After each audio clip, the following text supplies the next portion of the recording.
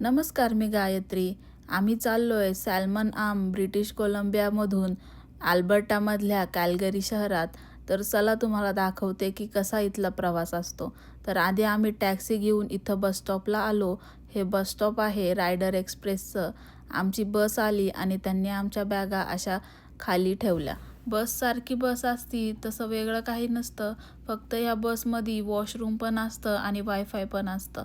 आपल्या इकडच्या बसमध्ये असतं का मला माहीत नाही, कारण मी कधीच अशा मोठ्या बसमध्ये बसले नाही. आपल्या इकडं खाली अशा प्लास्टिकच्या पिशव्या होत्या उलटीसाठी, चार्जर पण होता. ही बस वँकुव्हर ते कॅल्गरी असती.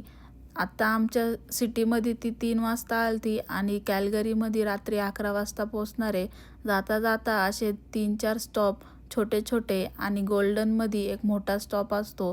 आम्ही गोल्डनमध्ये एंटर केलं, ते BCमध्येच येतं. तरी पण आमचा टाईम झोन चेंज झाला, डायरेक्ट 1 तास पुढं गेलो.